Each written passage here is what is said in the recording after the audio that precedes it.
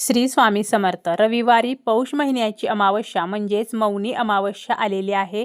धार्मिक दृष्टीने मौनी अमावस्या ही अत्यंत खास मानली जाते. या दिवशी कुत्र्याला जर आपण एक वस्तू खायला दिली तर पितर प्रसन्न होतात आणि आपल्याला आशीर्वाद देतात, ज्यामुळे आपला पितृदोषाचा त्रास हा नष्ट होत असतो. अमावस्येचा दिवस हा आपल्या पितरांच्या सेवेसाठी अत्यंत खास दिवस मानला जातो. आपले पितर म्हणजे आपले जे मृत पावलेले पूर्वज आहेत तर ते. आपल्या पूर्वजांना आपण कधीकधी विसरतो किंवा आपण त्यांना अपमानित करतो.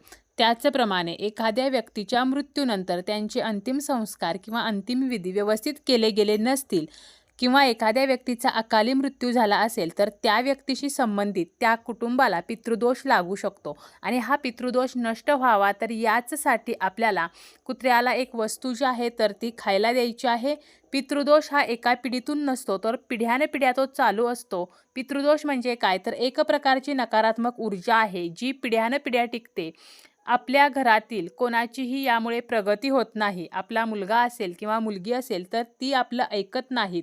त्याचप्रमाणे कुटुंबातील सर्वांचे कितीही केले तरीसुद्धा आपल्या बाबतीत प्रत्येकजण वाईट बोलतो. घरामध्ये सततचे मतभेद असतात. भावाभावांचे पटत नाही.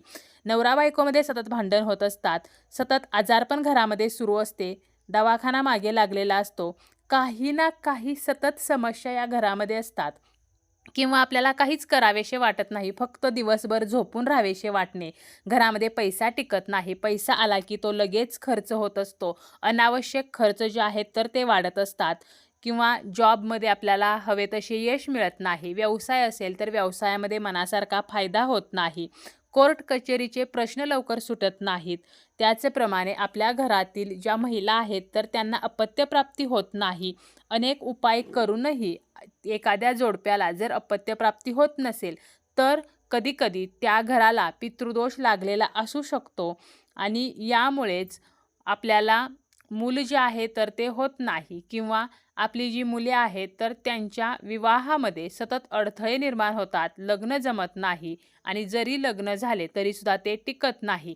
तर अशा जर गोष्टी आपल्या घरामध्ये सुद्धा घडत असतील तर नक्कीच आपल्याला पितृदोष लागलेला असू शकतो आणि पितृदोष निवारण करण्यासाठीच आपल्याला कुत्र्याला अमावस्येच्या दिवशी ही वस्तू जी आहे तर ती खायला द्यायची आहे, ज्यामुळे पितृदोष नष्ट होईल आणि आपल्या कुटुंबाची प्रगती होईल. ज्या काही समस्या आहेत तर त्या समस्या दूर होतील. काय करायचं आहे, या दिवशी सकाळी आपल्याला लवकर उठायचं आहे. स्नान वगैरे करायचं आहे. स्नान करताना आंघोळीच्या पाण्यामध्ये थोडेसे गंगाजल टाकायचे आहे. त्याचप्रमाणे थोडेसे काळे तीळ टाकून त्या पाण्याने स्नान करायचे आहे. यामुळे जी काही आपल्या मनातील शरीरातील नकारात्मकता आहे तर ती निघून जात असते. त्यानंतर आपल्याला आपल्या देवघरातील सर्व देवदेवतांची पूजा करून घ्यायची आहे आणि आपल्याला हा जो उपाय आहे तर तो करायचा आहे दुपारी 12 ते 1 या वेळेमध्ये. जर आपल्याला काही कारणाने दुपारी 12 ते 1 या वेळेमध्ये हा उपाय करणे शक्य झाले नाही तर दिवसभरामध्ये कधीही आपण हा उपाय करू शकतो आणि शक्यतो काळ्या कुत्र्याला आपल्याला ही वस्तू खायला द्यायची आहे. जर काळा कुत्रा आपल्या आजूबाजूला किंवा आपल्या घरी नसेलच तर कोणत्याही कुत्र्याला आपण ही वस्तू खायला देऊ शकतो. आपलं सकाळचं सर्व नित्यकर्म वगैरे आटोपून झाल्यानंतर जेव्हा आपण स्वयंपाक करतो तर त्यावेळेला काय करायचं आहे, अगोदर आपला स्वयंपाक वगैरे आपल्याला करून घ्यायचा आहे आणि स्वयंपाक झाल्यानंतर शेवटची जी पोळी आहे तर ती आपल्याला कुत्र्याच्या नावाने बनवायची आहे. त्यासाठी एक कणकेचा मोठा गोळा घ्यायचा आहे. त्यामध्ये थोडासा गूळ घालायचा आहे. गूळ नसेल तर थोडीशी साखर घालायची आहे आणि ही पोळी लाटायची आहे. म्हणजे काय तर गोड पोळी आपल्याला बनवायची आहे. आता या पोळीला आपल्याला लावायचं आहे ते म्हणजे मोहरीचे तेल आणि ही पोळी आपल्याला बनवून घ्यायची आहे. आता जेव्हा आपण हा उपाय करणार आहोत की दुपारी 12 ते 1 या वेळेमध्ये एक ताट घ्यायचं किंवा एक प्लेट घ्यायची. यामध्ये आपण बनवलेली ही जी गोड पोळी आहे तर ती ठेवायची आणि आपल्याला देवघरासमोर बसायचं आहे. देवघरातील दिवा चालू असावा. जर दिवा विझलेला असेल तर दिवा लावून घ्यायचा.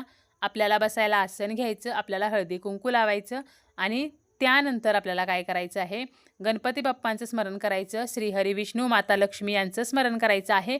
सर्व देवदेवतांना आपल्या देवघरातील नमस्कार करायचा आहे. त्यानंतर शनिदेवांचं स्मरण करायचं. शनिदेवांना नमस्कार करायचा आहे आणि शनिदोष कमी व्हावा म्हणून प्रार्थना करायची आहे.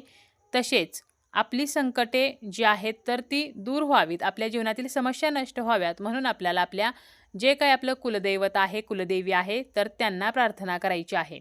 आणि यानंतर आपल्याला आपल्या पितृदेवांना नमस्कार करायचा आहे, म्हणजे आपल्या पितरांचं स्मरण करायचं आहे आणि आपल्या पितरांना आपल्याला बोलायचं आहे की त्यांच्या बाबतीत आपल्याकडून नकळतपणे जर काही चूक झाली असेल तर त्यांनी आपल्याला क्षमा करावी. तर अशी क्षमा प्रार्थना आपल्या पितरांना आपल्याला करायची आहे.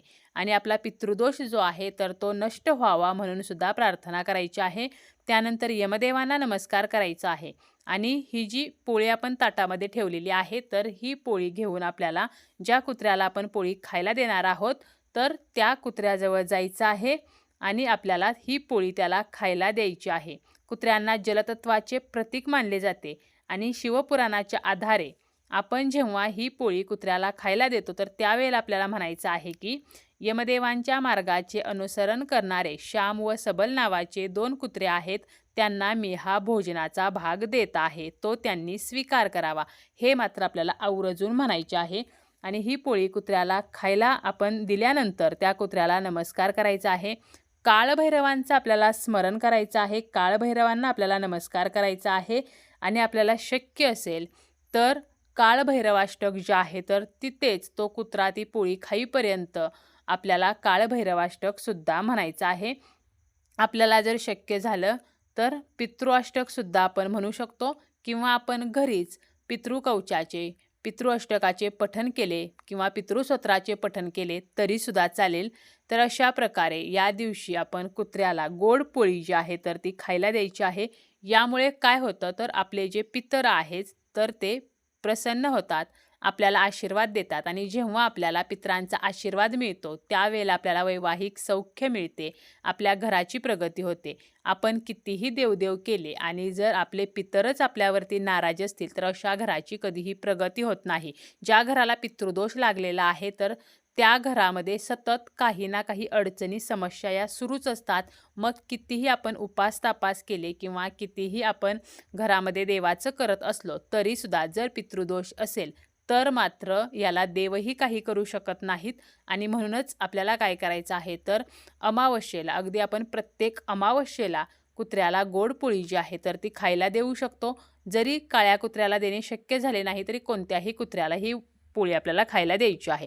आता जर आपल्याला हे शक्यच झालं नाही, म्हणजे आता जी स्त्री आहे तर ती आपल्या घरामध्ये कुत्र्यासाठी गोडपोळी बनवू शकते, परंतु जर एखाद्या पुरुषाला हा उपाय करायचा असेल आणि त्याला पोळी बनवणे शक्य नसेल किंवा घरामध्ये सुद्धा ती पोळी बनवणे शक्यच नसेल तर मग काय करू शकतो आपण की एखादा बिस्किट पुडा घेऊ शकतो आणि बिस्किट जे आहे तर ते कुत्र्याला खायला घालू शकतो. अशा प्रकारे जरी आपण कुत्र्याला इतर कोणतीही वस्तू जरी खायला दिली तरी सुद्धा पितृदोषाचा जो त्रास आहे तर तो नष्ट होत असतो.